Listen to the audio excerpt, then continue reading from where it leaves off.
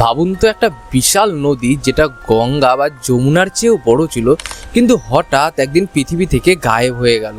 কোনো চিহ্ন নেই, কোনো জল নেই, একেবারে ভ্যানিশ। শুনতে কোনো রূপকথার গল্পের মতো লাগছে, তাই না? কিন্তু আমাদের প্রাচীন ইতিহাসে এমনই এক রহস্যময় নদীর কথা বারবার বলা হয়েছে, যার নাম হলো সরস্বতী। হাজার হাজার বছর ধরে আমরা ভাবতাম এটা হয়তো শুধুমাত্র একটা কল্পনা বা মিথ, কিন্তু আধুনিক স্যাটেলাইট ইমেজ আর মাটির নিচের গবেষণায় এমন কিছু বেরিয়ে এসেছে যা দেখে বিজ্ঞানীদের মাথায় হাত। তাহলে কি সত্যি সরস্বতী নদী কোনোদিন ছিল, নাকি এটা ইতিহাসের সবথেকে বড় ধোঁয়াশা? আজ আমরা সেই হারিয়ে যাওয়া নদীর খোঁজে বেরোবো, যার রহস্যের জট আজও খোলেনি। ঋগ্বেদ থেকে শুরু করে মহাভারত, সব জায়গাতেই এই সরস্বতী নদীর জয়গান করা হয়েছে। সেখানে বলা হয়েছে এই নদী হিমালয় থেকে বেরিয়ে মরুভূমির ওপর দিয়ে সোজা গিয়ে পড়েছিল আরব সাগরে। কিন্তু আজ যদি আপনি উত্তর পশ্চিম ভারতের ম্যাপ দেখেন, সেখানে মরুভূমি আছে ঠিকই, কিন্তু নদীর কোনো অস্তিত্বই নেই। মানুষ ভাবতো এটা একটা আধ্যাত্মিক নদী যা চোখে দেখা যায় না, কিন্তু এখানেই টুইস্টটা শুরু। বিজ্ঞানীরা যখন মহাকাশ থেকে তোলা ছবিগুলো বিশ্লেষণ করতে শুরু করলেন, তখন মাটির নিচে এক বিশাল শুকিয়ে যাওয়া জলপথের হদিশ পাওয়া গেল। মানে নদীর জল শুকিয়ে গেছে ঠিকই, কিন্তু তার রাস্তাটা আজও মাটির নিচে চাপা পড়ে আছে। কিন্তু একটা আস্ত নদী হুট করে কিভাবে উধাও হয়ে গেল? এখানেই আসল রহস্যটা ঘনীভূত হচ্ছে। গল্পটা শুরু হয় যখন বিজ্ঞানীরা রাজস্থান আর হরিয়ানার মরুভূমির নিচে প্যালিও চ্যানেল বা প্রাচীন নদীপথ খুঁজে পান। ভাবুন তো, যেখানে আজ ধুধু বালু চর, সেখানে কোনো এককালে জলের তোরে ঘরবাড়ি ভেসে যেত।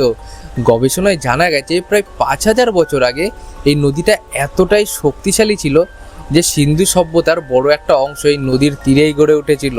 কিন্তু তারপর এমন কিছু একটা ঘটলো যা পুরো মানচিত্রটাকেই বদলে দিল। অনেকে বলেন বিশাল এক ভূমিকম্প হয়েছিল, যার ফলে হিমালয়ের গ্লেসিয়ার থেকে আসা জলের রাস্তা বদলে যায়। যমুনা আর শতদ্রু নদী নাকি আগে সরস্বতীর সাথেই বইতো, কিন্তু টেকটনিক প্লেটের নড়াচড়ার ফলে তারা দিক পরিবর্তন করে অন্য দিকে চলে যায়। আর তার ফলেই কি সরস্বতী নদী জলহীন হয়ে পড়লো? কিন্তু আসল ব্যাপারটা এখানেই শেষ না। এরপর যা হলো সেটা কেউ ভাবতেই পারেনি। নদীটা কি একদিনেই শুকিয়ে গিয়েছিল, নাকি এর পেছনে অন্য কোনো ভয়ঙ্কর কারণ ছিল? বিজ্ঞানীরা যখন মাটির গভীরে ড্রিলিং করলেন, তারা এমন জল পেলেন যা হাজার হাজার বছর পুরনো। মানে নদীর উপরের অংশ শুকিয়ে গেলেও মাটির নিচে তার অস্তিত্ব এখনো ধুকপুক করছে। কিন্তু এখানেই একটা বড় বিতর্ক দানা বাঁধে। অনেক বিদেশি ঐতিহাসিক মনে করেন সরস্বতী বলে আলাদা কোনো নদীই ছিল না, এটা আসলে জগ্গরা হাকরা নদীরই পুরনো রূপ ছিল। কিন্তু আমাদের দেশের গবেষকরা বলছেন অন্য কথা। তাদের মতে সরস্বতী ছিল এক স্বাধীন আর অতিকায় নদী। আপনি কি আন্দাজ করতে পারছেন এরপর কি হয়েছিল? এই তর্কের মাঝেই উঠে আসে আর এক চাঞ্চল্যকর তত্ত্ব। হরপ্পা আর মহেঞ্জোদারোর মতো সভ্যতাগুলো কি আসলে সরস্বতী নদী শুকিয়ে যাওয়ার কারণেই ধ্বংস হয়েছিল? মানুষ কি জলের অভাবে সেখান থেকে সরে আসতে বাধ্য হয়েছিল? এখানেই গল্পটা পুরোপুরি উল্টে যায় যখন আমরা দেখি প্রাচীন পুঁথির বর্ণনা আর আধুনিক বিজ্ঞানের ডেটা একে অপরের মুখোমুখি দাঁড়ায়। এখানেই একটা গোপন সত্য লুকিয়ে আছে যা অনেকে মানতে চান না। সরস্বতী নদী শুধু একটা জলধারা ছিল না, এটা ছিল একটা গোটা সভ্যতার মেরুদণ্ড।